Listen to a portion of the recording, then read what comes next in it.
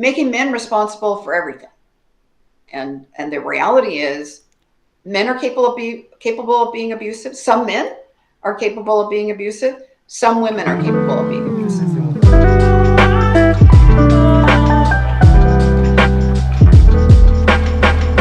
A lot of the people that I follow speak wonders about the work that you do. And Silvers, thank you for speaking today with me. I would like to know a bit more about your background for the viewer watching that may not know who you are. So introduce yourself. How are you doing? Okay, I'm doing good. Thanks for having me. And so a little bit about myself is I'm a counselor. I've been a counselor for 20 years in private practice. Before I was doing that, I was doing communication skills and relationship skills workshops. And early in my counseling career, I had a male friend who was being abused by his wife. And I actually he was telling me his stories and I was diminishing them, minimizing them. And then I realized, oh no, he's actually really being abused. Yeah. And that opened my eyes to women abusing men. I had been really very focused on that being minimized. And so once I realized, no, it's happening, and it looks very similar to men abusing women, and then it has some differences. And then men started coming out. I started talking about it, and men started coming out of the woodwork to tell me their stories. And so eventually I wrote a book about it because there was just nowhere for me to send people. What was that like having an outpour of men coming towards you? So not coming towards you, but you know what I mean, like contact you for advice and consultations, like etc. Because I imagine, from what I do know of the sector, it's something that is not really reported a lot. So, what was that like, seeing that many responses coming in at once? Yeah. And so the responses were like, I'd go to a party and I'd talk about it, and men would come from the outreaches of the room to talk to me and tell me their stories. I just about everywhere I went. One time I was going through a series of IV treatments, and a number of men who I'd end up sitting in this IV lounge for hours with would tell me their stories. And one big guy, professional, had been physically abused by his wife, and he just had horrible stories about what was happening to him, and nobody was paying attention to him in terms of acknowledging what was happening. He didn't know he was very confused as to what to do. And at the time I was working on the book, and when we had our last time to see each other, he looked at me with tears in his eyes, and he said, "You have to write the book." At what time period was this? So this was, something like 10 years ago, somewhere around then. So you wrote the book. What was the reception like for the book? I believe it's called "Abused by Women on Men." If I'm not butchering the title. Abuse of men by women. Abuse of men by women. I apologize. Right. And in the cover, I capitalized of and capitalized by to try and get people to stop, because so many people. I even noticed it with one of my sisters. So I have several sisters, and I was talking to one on the phone and telling her I was working on this, and that I was developing the specialty around abuse of men by women. And she started talking, and I could tell from what she was saying, she thought I'd said abusive men. The same thing. I think the same thing happened with me, because it's such a brain fart. I think that's the colloquial term. I don't know the exact if there is a medical term for it, but it's such a brain fart, like trying to read that and think, oh, it's actually of men by women. It's like it's almost a dissonance of a sort. Yes, exactly. And one young man, when I had the book done, and I was so proud of, here's my first full-size book, and I was going to the gym and working with a guy who was a trainer, and so I proudly showed him my book, and so the cover is abuse of men by women. And Yeah. then the graphic, a red high heel on clearly a woman's red high heel on clearly a man's black shoe, oppressing him. Yeah, yeah. And he still thought it was a book about abused women. Yeah. Getting people to even open their minds up to know, okay, this is happening, and it's actually happening a lot, and it actually is bad. Yeah. And then some of the other reception sort of things I got on it was like I would go and speak to a group of counselors, and I'd have many people in that audience who would be, yeah, we really need to be talking about this. Yeah, we're noticing this in our clients. But invariably, I'd have some counselor very angry with me. How dare I talk about it? Oh wow, that's interesting. Why? Yeah, I mean, forgive my holistic, idealistic approach to all of this, but for a layman like myself, for someone who is not really in the field of counseling or anything like that, I would assume counselors would be happy to see such a such. I'm trying to pick my words carefully. They'll be happy to see a support for everyone, not necessarily one gender, if that makes sense. Because the idea is to treat, rehabilitate, and from what I know and from the perceptions of counseling, of helping victims, is to, well, really help, not demonize. So how was that reaction like? Because to me it's shocking to actually hear that they were angry at you. Like, how, explain that, because I want to know why the anger actually existed. yeah. So I think that many radical feminists consider it a threat to as if talking about women abusing men somehow diminishes caring about men abusing women.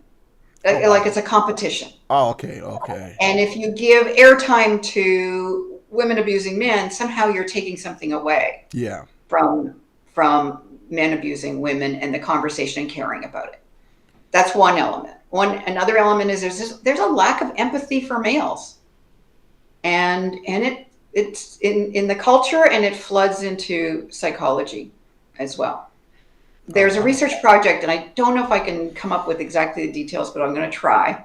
So they sent 100 scenarios to psychologists, American psychologists, and the scenarios were abusive relationship kind of scenarios. And they found that psychologists were more likely to declare it abuse if in the scenario the man was doing it to the woman, versus same thing, change the genders, they did not think as often see it as abusive if the woman did it to the man. That's psychologists. We saw it, well, at least in the recent Depp v. Her trial. I'm not sure if you're acquainted with that case. Very, you're very acquainted with that. I watched the whole thing. You watched the whole okay. You watched the whole 6 weeks. Did you look into the UK case as well?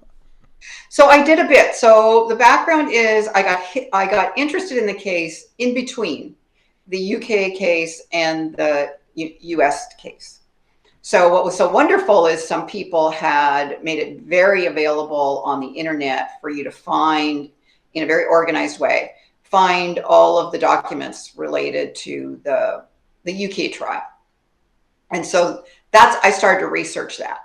Oh. And then I started to research the case in every way that I could find, including information about the original call that Amber made to the police when she was, what I came to realize, when she's setting up Johnny, because he's let her know, I'm going to divorce you. So she does the preemptive strike of calling the police, claiming DV. And so I was able to find a lot online about that case, about that first incident. before the U.S. case even happened. So I started talking about it because I became very convinced from what came out with the UK, and was made public subsequently, that Amber was very, very abusive to John. And I didn't see any evidence that Johnny was abusive to Amber. And so I started talking about it, and I found it so confusing. I thought, well, I need a timeline here. So I made an Excel document for myself and created a timeline. And I thought, oh, I'm going to share this. So I have a blog post that's a timeline of their relationship. Oh, okay. That's interesting. With a lot of links to videos that I found and documents that I found, and then I added some with the U.S. case. The wonderful thing about the U.S. case is we got to hear them both tell their story. Yeah.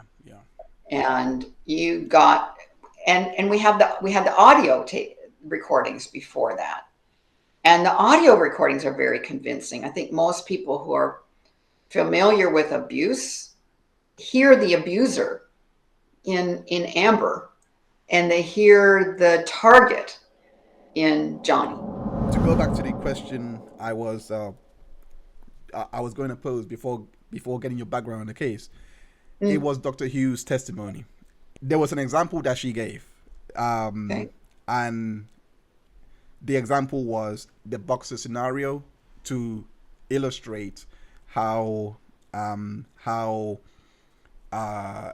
the weight difference, the weight class difference is different for Johnny to Amber. So you wouldn't put, so the idea was basically you wouldn't put a Mike Tyson versus a Floyd Mayweather. You know, Mike Tyson weighing 170 pounds, 180 pounds. I don't know. He's bigger. He's bigger basically. And Mayweather is like 149 pounds, and you just wouldn't put them in the same weight category, and that's fine. But immediately the fallacy clearly is that's an organized fighting sport. Like, to bring that into a situation of abuse is a bit, to me, it was a lot of red flags. It's not like I dismissed her argument completely. It was just, it did not, for the context of what she was talking about, it did not, in my opinion, sell the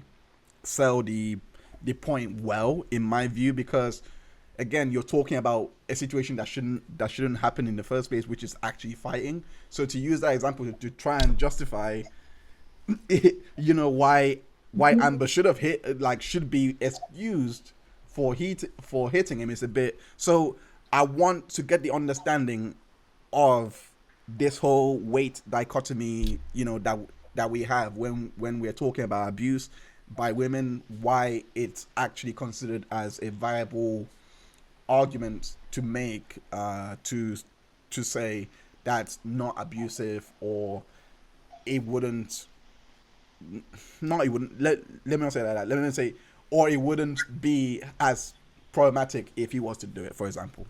Yeah. And Dr. Hughes is a great example of the vast majority of people who are working with DV treatment, and everybody that in theory is helping with DV. And I transcribed her testimony, and I have it, and I analyzed it. So I've got a blog post about it on annsilvers.com. Okay. So if a person goes to annsilvers.com and puts Depp, DEPP, in the search bar for the website, all my Johnny Depp info is there. Yeah. Make sure you go check that. Hughes and she is a great example of the prejudice in the DV treatment community and the gender bias that exists. So in their mind, men cannot be abused by women. If women are violent, it's because the man made her do it, and she can't really hurt him anyway. So they actually look at it as trivial and his fault. Okay? So she's a great example of what's wrong about the DV, what I call DV community. And so let's look at her boxer analogy thing. what it would be like is if we tie the bigger person's hands behind his back and tell him you should in no hit that your opponent because she's a woman. And we tell the woman, you get to hit him as much as you want. And we give her a knife and we give her friends to support her. There's so much going on in reality that's not like what's happening in the boxer ring, when the boxer ring is two people competing equally. Yeah. Okay. Yeah. Another thing you would do is, you tie the guy's hands behind his back and then you have her surprise attack him from behind. So I have another blog post about the ways that women physically abuse men, and it includes like 5 ways that overcome their size disadvantage, if there is one. There isn't always one, but if there is one, there's ways to overcome it. One is that guys are trained not to hit girls. So a lot of guys rightfully won't. We're not having the same training for girls when it comes to don't hit guys. Then we have the possibility that she uses something like a projectile to overcome her disadvantage. So throwing things makes them, gives them velocity and more harm can be done. And she's a distance away. She might use weapons. She might run over him with a car or use a knife or a frying pan, as a weapon. Surprise attacks, so attacking when he's vulnerable in some way, attacking when he's driving. I've had cases of that. Attacking while he's sleeping. I've had cases of that. Coming up from behind. One guy, his wife would come up from behind and jump on his back and scratch his face. So that's just a few ways that they can overcome their disadvantage. It's really not a factor. Let's say that you were trying to contextualize a lot of what Dr. Hughes' argument was for heard in the audio. How would you reconcile that to say that what she was doing was not necessarily abuse, but it was more of a self-preservation? Because the reason why I ask it like that is because there is the argument that has been put out there of reactive abuse, and not even reactive abuse per se. Like, let's say that abuse did not exist, but however, the preemptive thought that it could happen, so they need to feel the need to, attack first. And the reason why I asked it like that is basically that I have come across some studies where it has been seen behaviorally that women are more heightened to fear and I'm blanking on the exact word, but they're more heightened to fear basically, so they will act a lot more irrationally when they are in that moment. So apologies for the compound questions, but how would you reconcile that argument? So a lot of the DV community is using this reactive abuse idea as an excuse for any time a woman becomes violent with her partner. And it excuses away her behavior by saying he made her do it. But now flip the genders. They wouldn't make the same argument in the other way. They're not going to say, well, he gets to hit her because she hit him 20 times last year. So now a whole year has gone by and he gets to hit her because he's afraid of her now, even though there's not any indicator today that he's threatened. No, they're not gonna say that's okay. I think to me it's about excusing women's behavior and making men responsible for everything. And the reality is, men are capable of being abusive. Some men are capable of being abusive. Some women are capable of being abusive. It's not a gender specific trait. Understood. Let's be honest. Even if she was to hit him like 40 times in a year, and then he hits back that one time, let's be honest. Just the thought of him hitting back is so impactful in everyone's eyes, because that's how we've been conditioned, in my opinion, that it will be seen as more violent than the 50 times that she has done it. So I do understand where you're coming from there, that the reactive abuse doesn't seem to hold up to scrutiny, so to speak. I think there's probably room for it, but one has to be very careful in looking at, are we talking about really equal things? And I suppose it wouldn't even be reactive. We wouldn't label it abuse if it's self-defense. Yes, yeah. Now we can have mutual. We can have. Some people want to call it mutual abuse. Some call it bidirectional. I think bidirectional is better. So bidirectional means you could have two people in a couple who are abusing each other, and even fairly equally. Okay. Mutual abuse to me is saying it is equal. And I think more often you might have bidirectional, where somebody gets fed up with being abused and they become abusive. Yeah. And people have to check themselves in there if they're in that scenario, and they find that they are becoming reactionary and they're becoming somebody they don't like in themselves because they are up with the way they're being treated, and now they're treating them badly. They need to check themselves on that, and if they can get out of the relationship, get out, because it's bringing out the worst in them. Or if they need to stay in, they have to figure out, get some help so that you're not just joining in on the abuse. The concept of mutual abuse, you called it directional. I've heard that term before, but it was by another counselor, which I'm not going to mention here. And he was basically trying to explain how that situation would come across. So do you think bidirectional abuse and mutual abuse should be used as synonyms like that? Because I think you made a very good point there by saying mutual abuse suggests equal playing field when it doesn't. I mean, we do have a case right now which I'm not sure many people know about, but it's two famous entertainers, Christian and Blueface. You can go look that up, but they have been in hospital, like unfortunately hospitalized each other, and they break up. It's all that. And recently, the family approached the man Blueface, and basically said, you should not be hitting her at all. And then she's like, she shouldn't be hitting me.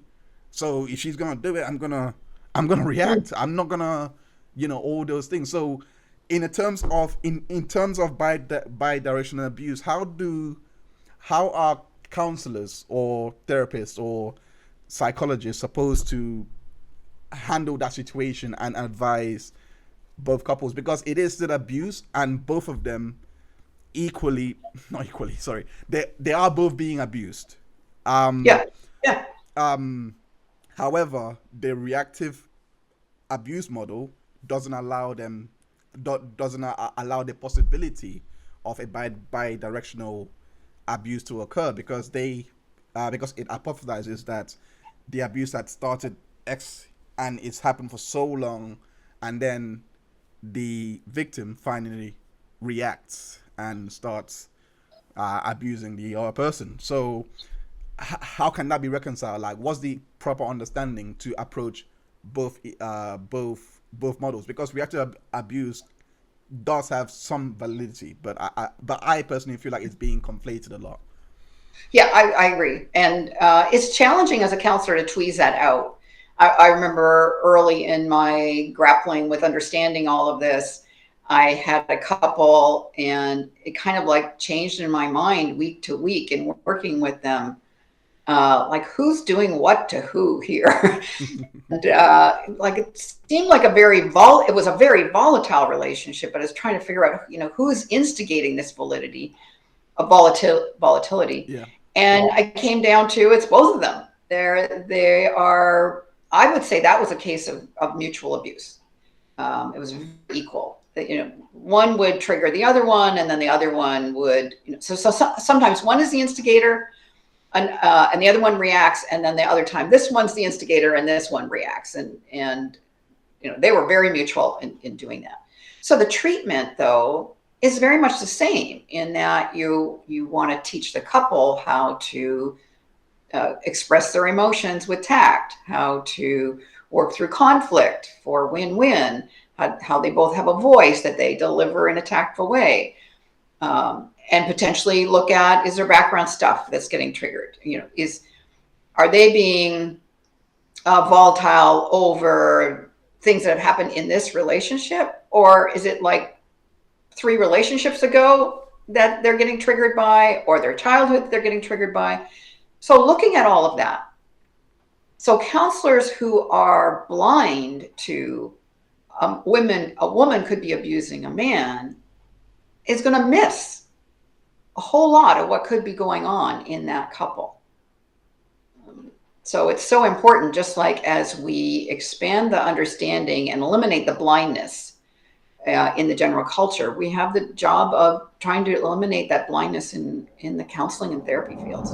In the case of Depp v. Heard, did that bias play a part here? Do you believe that there was an instance of reactive abuse going on in that relationship? No, I don't believe Johnny ever was abusive to her.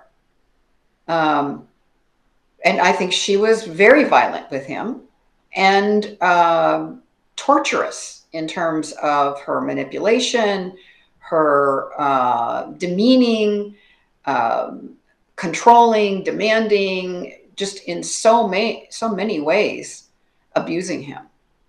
And thankfully, he got out, relatively fast. It got bad very fast, and he stayed longer than he should have. But they were only married for somewhere over a year. 15 months. Exactly. 15 months, yeah. Yeah, and I think she manipulated him. There's evidence that she manipulated him to marry her, and there's a lot available on that case that lets us get in and see how this plays out, and see the things that he did to try and placate her, the things that he, as the target of abuse, tried to do to take responsibility for. What can I do to make the relationship better? One of the things I've learned is people who stay in very abusive relationships tend to be high normal on 2 virtues. One is acceptance, and the other is something that falls in the category like taking responsibility. So they have a tendency to be overly accepting and forgiving of bad behavior on the partner's part, and then overly willing to take the responsibility that the partner wants to lay on them. The partner who's abusive wants to convince the target of the abuse, you made me do it. You just have to be better, and I won't hit you anymore, or I won't demean you anymore. I won't demand from you anymore. And out of curiosity, why do you think that exists? a lot of reasons. So I have a list of 72 reasons why somebody might be abusive. No, not abusive, but the tolerating. Tolerating. Okay, so tolerating. The 2 virtues. Yeah. So a couple of reasons. One is we have a tendency to talk about too little of a virtue is not healthy. But I believe anything we would call a virtue, like forgiveness or compassion or perseverance, would go on its own continuum from too little to too much. We don't really talk about this enough. And so if we look at forgiveness, there's a too little position of being unforgiving. There's a too much position of being too forgiving. And so you keep putting yourself in the same bad spot because you keep forgiving this person who's abusing you. So if we imagine these continuums being red on the ends, yellow getting into danger, and a big green zone in the middle, that green zone is a healthy use of the virtue. So when we are using forgiveness in a healthy way, we move around in this green zone according to the circumstances. Yeah. But we tend to look at things as polar opposites and only see the ends of the continuum and think, well, if I don't want to be unforgiving, I have to be uber forgiving. There's never too much, but that's unhealthy. There's this continuum of possibilities. So I think these people tend to be overusing compassion, forgiveness, and not realizing that that is an unhealthy position to be in.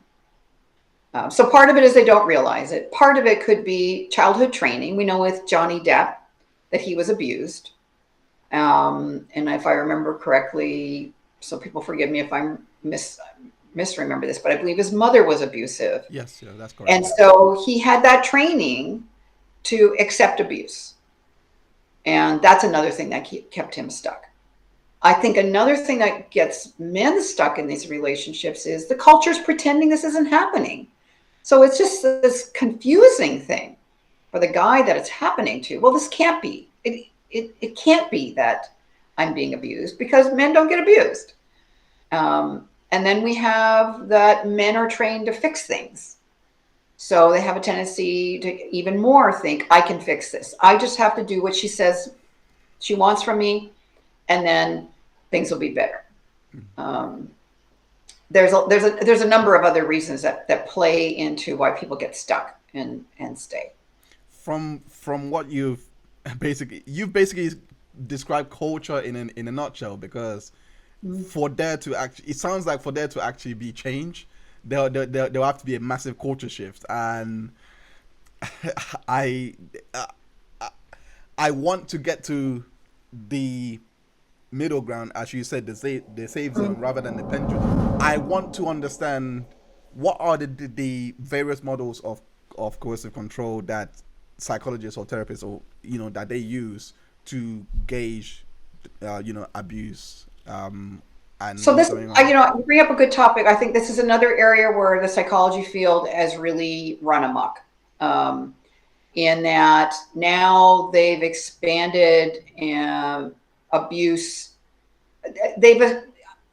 Coercive control to me, that fits in partner abuse. It does not fit in domestic violence. So DV should be considered something different. We're talking about violent behavior when we're talking about DV, but they're starting to throw in everything that's abusive and label it DV. And to me, it should have separate labels. So sorry to cut you there, because that's aroused my curiosity. So is there a difference between the domestic abuse and domestic violence? Is there, or are they interchangeable? So to me, they shouldn't be interchangeable. There's 7 forms of partner abuse. One of them is physical. So and we've got sexual. So there could be violent aspects to that. So the 7 forms are, we got physical, sexual, verbal, emotional / psychological. I put those together. Financial. I've got 5. Spiritual, and legal. Yeah. So we've got 7 forms of partner abuse. Not all of them deserve the label violence. Oh, okay. All right. And so they're conflating that, and they're making laws around the world saying these things that we're going to call coercive control, we get to now arrest men and say they committed DV. Wait. I got to understand this. Are you saying that if your wife calls the police and says DV is happening to me, and she says he called me a C word, which is verbal abuse, he could actually get arrested for that? So parts of the world are messing around with this. So my state, Washington State, just created a new law that had a list of, I think it was 16 things that they're calling coercive control, that they've added to the definition of DV, not for the purposes of arresting somebody for DV, but for the purposes of getting a protective order. Oh, okay. All So right. you could be kicked out of your house because of the scenario you just said. Okay. She calls and says that, and you could be removed from your house forcefully that day. Just because okay, okay. I mean, I, I'll play devil's advocate. They're probably trying to stop the scenario of a psychological abuse happening. I'm gonna play devil's advocate there, but Well, they're trying, I yeah, what they're trying to do is they're saying these things that are coercive control, and there's no around the world agreement about what falls under that category. So these laws around the world are all different. They have different, um, so under the umbrella of coercive control, they have different behaviors yeah. that they're, and in the Washington state law, they included humiliating. Okay. So exactly what you said. So they could go and say, "Well, I felt humiliated because he called me the C word," and they're like, "Oh, wow, yeah, he can't live with you anymore. So you and the kids get the house. He doesn't get this." And also, protective order can keep him away from his kids. So that they've expanded this without it being well defined. And the excuse is, or the theory behind it is, these are markers of it's going to escalate Yeah. to So we should. violence. Yeah. But it's not true. There's lots of times that a person is going to be called the C word, and that same guy is not going to hit her. Yeah. I mean, right. Yeah, it's got to be, I don't know, I 10,000 to 1 or something. it, Um, it's a huge number. it is news to me. So I, so what models are they using to try and define this? Because I've only heard of one model, which is the Duloth model. But are there any other models that is being used to measure this? So the Duluth model is the dominant model around the world, and I have a blog post about it too. I do not like the Duluth model.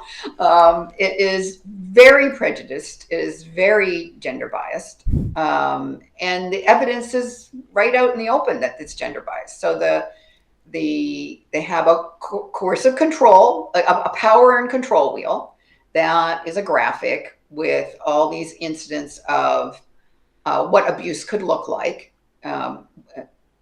in terms of power and control.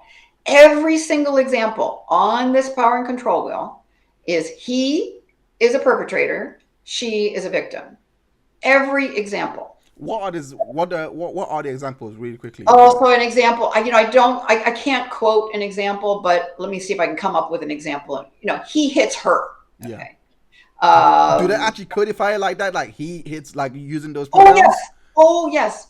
It's he and her. Every single and you've got a whole circle with at least a dozen, oh, more than a dozen specific examples. And he yells at her, he hits her, he won't let her have some money. Let's say Financial that. abuse. Yeah. Yeah. It's That financial goes. abuse, yeah. Yeah. Um, and they are examples of potentially being controlling.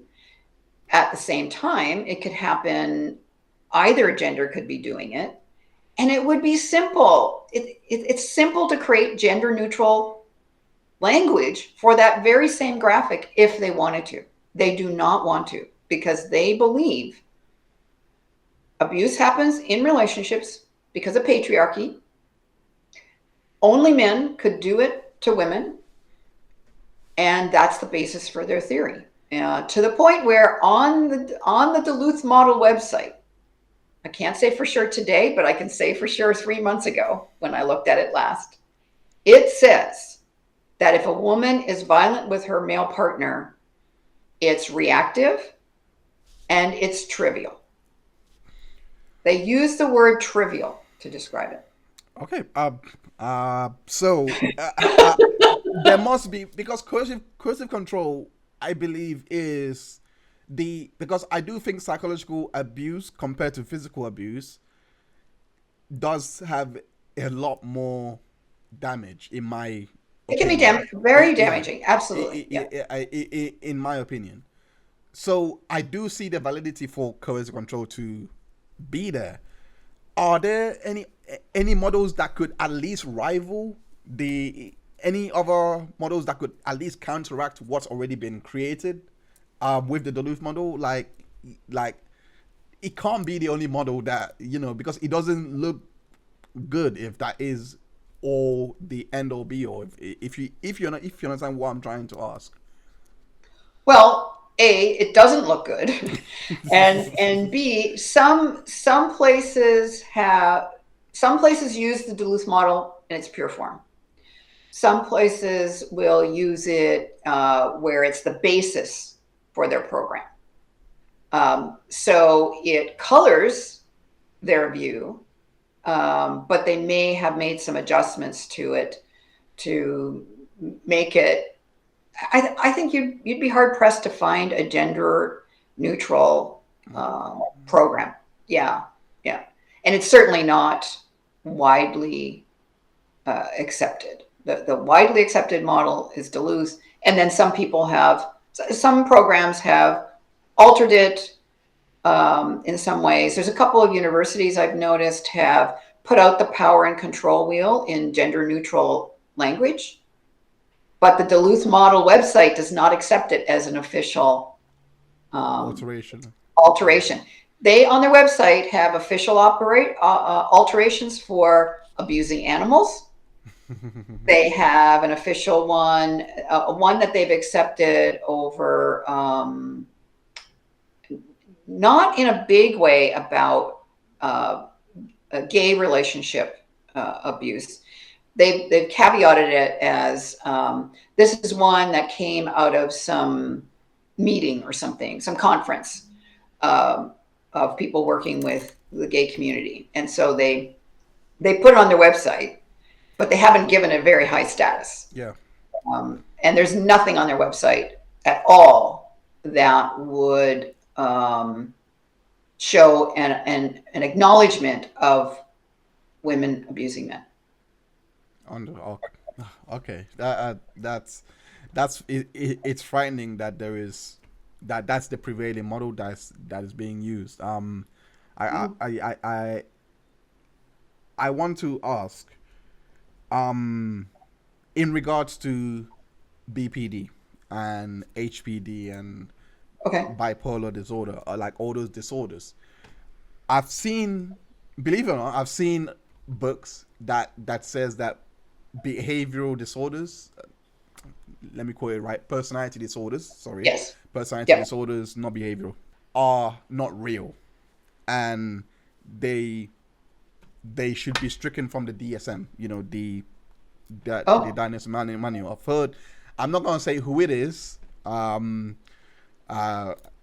just out of respect, but they are based in the UK. What do you think of that? Like, are personality disorders, should they be discarded like that, or are they as valid as bipolar disorder, for example? Yeah, so I think they're valid, but there's certainly room for changes, and I think that the UK approach is melding together a number of the personality disorders that in the US they call separate.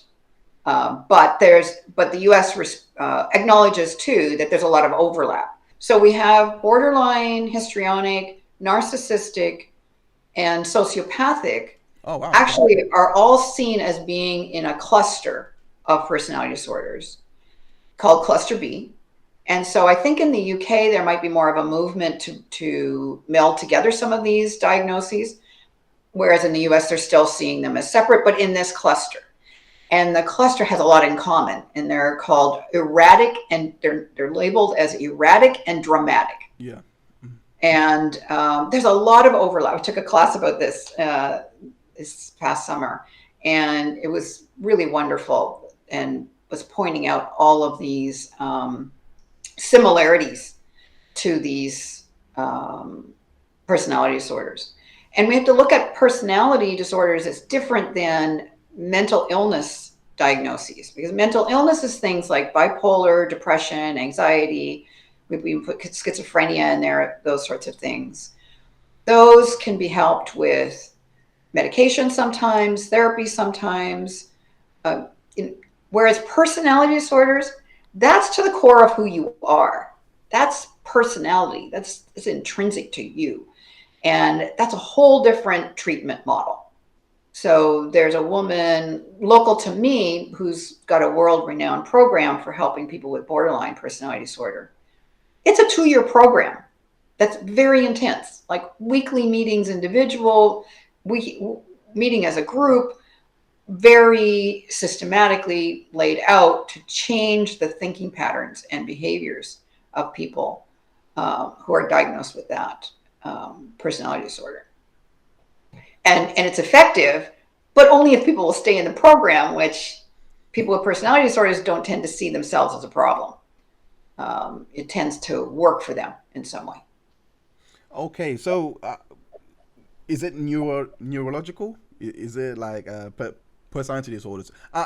I'm trying to understand why a fellow like a psychologist, they're not clinical psychologists or anything like that. They're more of a PhD holder. Like I'm trying to understand why they would want to completely abolish it completely. Is there validity to it? Like I don't know why. Like I could see the melding, and I've had a little bit of exposure to that approach that puts the cluster B more together, because there's a lot of overlap. But there's a lot of assistance to understanding people when we recognize, oh yeah, they're not just like an isolated person behaving this way. They actually fit a pattern that we see repeated in other people. And so it helps the therapist work with them. It helps the person understand themselves better if they are open to it. It helps the people who are interacting with them understand, oh yeah, I mean, it's just not random that I got in a relationship with this person who's a one-off. No, there's a whole pattern of the way that this person behaves that fits how other people behave too. And it's all unhealthy. the stigmas around BPD. Do you think that was addressed on this trial, or was it exacerbated? Like, was it worse? Like, what are the stigmas around BPD for? Yeah. Well, the stigma is that these people tend to be terrible people to be in a relationship with. And there's truth to that. It's true. There's truth to, it's highly unlikely that people will change. There's truth to that. Now, there's room for some people do change. And so we have to be careful about developing a prejudice that, preforms our idea of a person and their capacity, who they are and their capacity into the future. But these diagnoses are very helpful. I've seen a lot of clients be helped by, if I begin to recognize, there's this pattern in your partner, maybe you should take a look at this and see how much fits. It's very helpful if they can go, oh yeah, and this, and this, and this, and this, and this is exactly what they're like.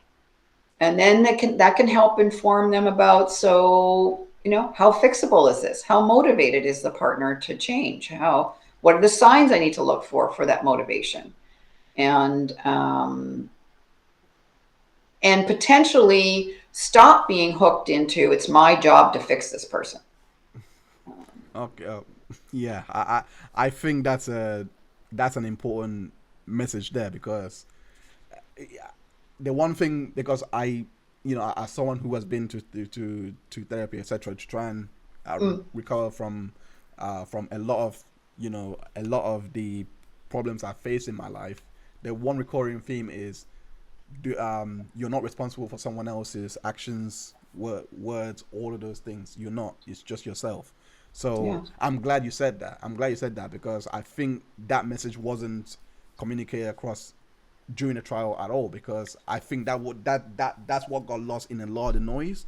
And I feel like it was probably the worst forum to have this kind of discussion. And the reason why I say that is because the therapists that were hired, not therapists, my mistake. The psychologists that were brought in were hired by the parties. In cases like this, psychologists should be hired by the court or by the parties, like, the plaintiff and the defense. Like, how should that play out? Like, I don't know what other countries do, but it did to me play out in a reasonable way. So I love Dr. Curry. I thought she was very impressive. I did a transcript of her testimony, and it's on my blog, and my analysis of it. And she did diagnose with Amber with BPD and histrionic, so borderline and histrionic. Yeah.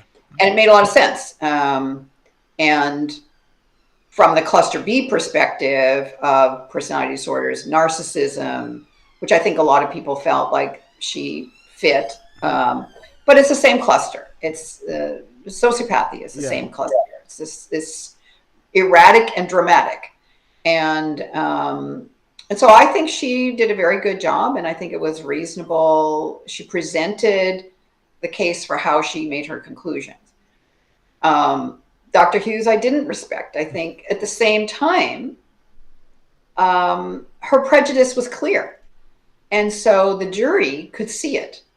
And I think Dr. Hughes is a great example of the average domestic violence DV advocate. And the prejudices that she showed, the gender bias that she showed, is what is prevalent. And so looking at her testimony,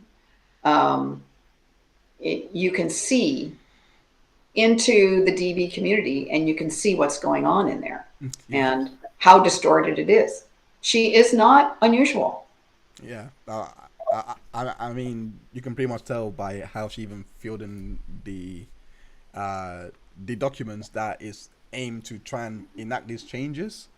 Yeah. And even that, she wasn't even following that, because I think she knows that she can't, that is, I think, in my opinion, I think she knows that the community is trying to move away from that and have accurate reporting, if that makes sense. I don't have the same confidence that the DV community is trying to move away from this at all. I think it's very entrenched, and what we see them do is their mindset is DV is caused by patriarchy.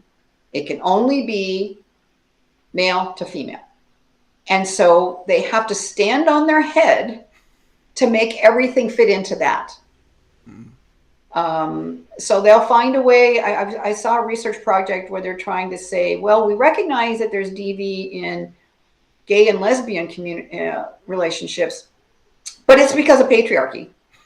I don't know how that even. And they're just, they make this. They're trying to make this square peg fit into the round hole that they have decided is their parameters, and so we see that with her. We see Dr. Hughes manipulate the results to come up with the results she wanted it to, and she doesn't even really attempt to hide it, because she's, these people are talking to themselves, like in terms of they're talking to each other. It's a closed circle. The DV community is a closed circle. And so they are not really being, it's not making its way in the other ideas. So they keep just convincing each other that it's only male to female. That's the only one that matters. Men don't really get hurt. We don't really care about them anyway. I'm glad you say like that, because that's why I kind of asked the question of who should have appointed these psychologists.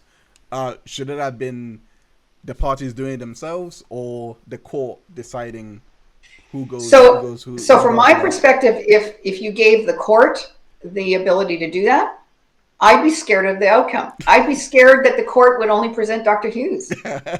Okay, so you don't think it actually solves the issue just because it's changed to the party speaking or anything like that? No, because the court system has been influenced by the Duluth model as well. I mean, that's how it started. It started in Duluth, Minnesota.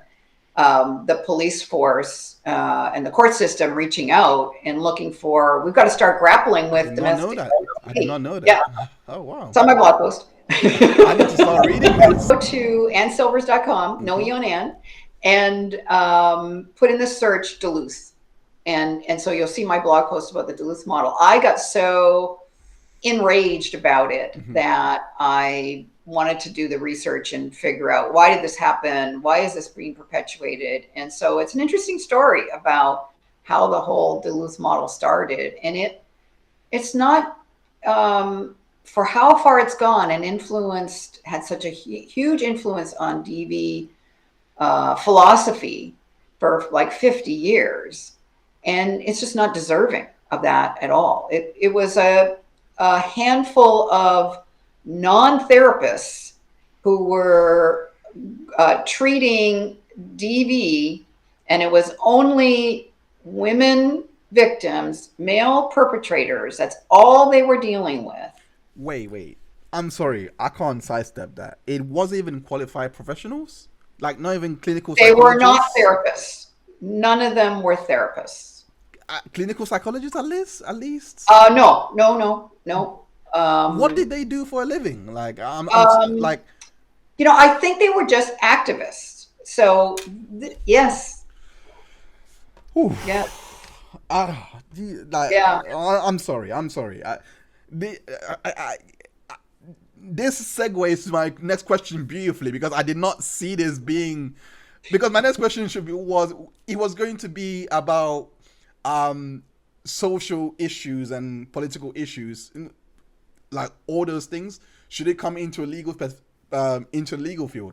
But now, should it actually play a part in the psychology field as well? Because I did not think that was actually the case. But now, understanding even with that little context, a lot of the people that do work in the field of domestic violence and psychology, they are either they were victims themselves or advocates. I've never seen someone who just has this innate desire to become a psychologist, or a therapist, just on their own volition. Do you know what I'm trying to say? Like, it's all there is that strong correlation with, I've been abused in the past, so I'm gonna go into and work for a DV shelter, or I'm an activist, so I'm gonna work for a DV shelter. You know what I'm trying to say? I hope you know what I'm trying to say. Yeah, and so it's a self-perpetuating system. Okay.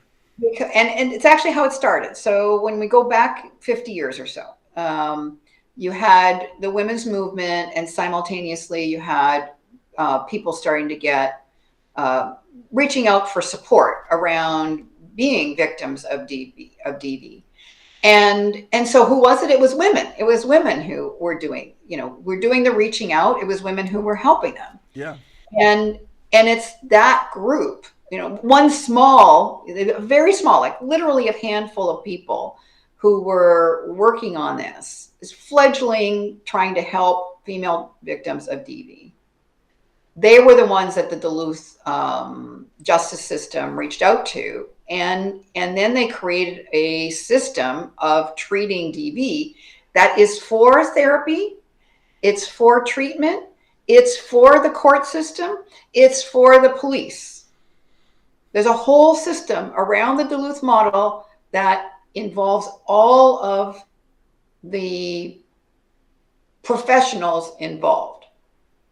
And so the Duluth model is perpetuated through that whole system. Okay, so now you begin to have the women are victims, the men are perpetrators. Now they do research. And they do research on the women who are victims and the men who are perpetrators. And they say, oh, look, it's men who are perpetrating. Oh, look, it's women that are victims. But it's who they actually are using as their pool of subjects. You get the women who then have been through the system, as you say, then they get healing and they become the advocates. Well, their mind is on, well, it's only women that this happens to. Women are good, men are bad, and it's this self-perpetuating system that's closed. And so the Johnny Depp trial, I am so grateful for Johnny, because he opened people's eyes. Yeah. And that's what we needed. And I'm hoping, and I see signs that this is making a crack in this closed system. I do think in the psychology field, with the shelters, etc. At least those that came out in support of Amber Heard after the, after the trial, I've noticed it wasn't that many. Yeah, It wasn't that many actual shelters. You know what I'm trying to say, that yeah. actually came out. I think all I've heard of is NCADV that actually Uh, came out and supported her, but they didn't sign the open letter. It was just okay. activists that done all that. So how do we go forward from this? Because I like what in your from your eyes, because I know you work in the industry. Yeah. What is the next step really that people could take to capitalize on this, if that makes sense? Not capitalize, maybe I'm using the wrong word, but to pretty much this opportunity for change. Let me put it like that. Yeah. How what could happen like from here? Yeah, I think it's not going to happen inside the DB community. I don't think so. Like when you say I'm part of that, I don't know if you used industry or profession. I'm not part of the DB community. I'm not Sorry, yeah, accepted. okay, I'm not accepted by them. Um, yeah, I'm considered an outlier because I do believe that women abuse men sometimes. It doesn't discount that men abuse women sometimes.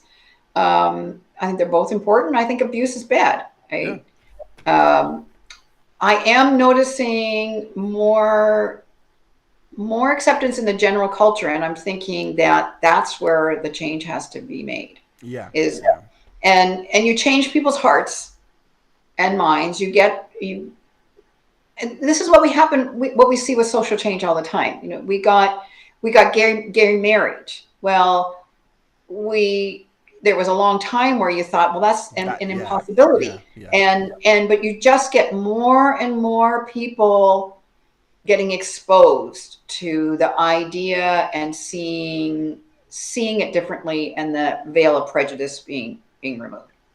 Okay. So what we have now with the Depp trial is we have a lot of female survivors of DB who who get it that women can be abusive too, and that's the kind of change we need. It's kind of like one heart and mind at a time, and then you end up with more and more. You end up with a flood, kind of near the end. And we need to grow in empathy for males. Um, Males are the vast majority of deaths of despair. So they are like 75% of suicide, all in about 75 range, 75 to more. 75% of overdoses, deaths, 75% of deaths related to alcohol abuse, these deaths of despair. And to my mind, it's got to do with one of the reasons is the man laws around don't talk, don't feel, you have to fix everything, don't ask for help, those sorts of things. We need to change on that level, and also change that we as a culture lack empathy for males. Yeah. And they're not guys, you aren't robots. Yeah, I wept when I wept. I'm gonna potentially cry right now thinking about it. When the verdict came out, it's such progress for a jury to recognize, yeah, a woman abused a man, and the man did not abuse the woman. That's basically the conclusions of this trial, and that's huge. For those of us who have been working on this advocacy, it's been pushing a huge rock up a mountain. And so any kind of signs that we can see that are a glimmer of hope that people's eyes are being open is welcome. But this was like a flash of lightning. It wasn't a glimmer of hope. This is huge what we saw. And what I witnessed over the course of the trial, because I was active on Twitter before and during and after. So I noticed the community swell in terms of the people who were on Johnny's side, and the people who were like, yeah, abuse of men happens, and the hashtag abuse has no gender, Yeah. and the hashtag men too. And I watched that development. So I think nothing could have equaled these two characters these two people being able to tell their story in people's living rooms. And so it's personal, and you could witness Amber's abusiveness. You could witness her lying, manipulating, and you could hear what it was like for Johnny to be on the receiving end of that. Like, how does that make you feel as a therapist, seeing how how there was such a shift during the trial, and then in the end it's now being pushed out there, the reactive abuse, and even me looking in as someone, because I don't like to speak in absolutes, but even me looking in, hearing a lot of psychologist takes, expert takes on it, I was like, even I can see the dissonance going on here, because you're even going on, like, I think the Darvo claim was probably the biggest example. I'm like, you're even going against the Darvo model that you're trying to say applies here. Like, what are we doing? Like, so. Well, because for them, they're all their models only apply male against female. That's all their models are for, and their models are to perpetuate that philosophy. Now, I do really feel like permanent change has happened. It's incremental, and we need more and more. But like, for instance, somewhere around a year ago, I was approached and became a member of an international organization of people around the world who are working in the arena of helping laws become more gender inclusive when it comes to DV. And so we started off with a handful of people. We have now something like at least 60 members from around the world. So all these people, like myself, have been working in relative isolation, and we're coming together. And I do really think that a lot of that is because of the shift that started. It started to happen before even the U.S. trial, but I still think it was largely because of Johnny, because it just was getting out there, and people are like not as blind as the DV community to the possibility. Yeah. So they still were blind, but they had the potential of being opened up. And I have seen on Twitter quite a few women say, yeah, I started off as an Amber champion, and the trial opened my eyes. That's good. I know I'm using that term a lot, opening our eyes, but I guess it's I think is a really appropriate term. I would just say, be encouraged that we are seeing some hope. We are seeing some change, and that's encouraging. So we just have to keep building on it. We have to keep talking about this. We have to help men realize that this could happen to them. We have to help women realize they could be abusive, and there's some things that they should stop doing if they're doing it. Okay. Make sure you go check out Ann Silver's website, annsilvers.com, as well as go and buy a book, Abuse of Men by Women. See, learn in the end. Psychologically, the manipulation is all gone.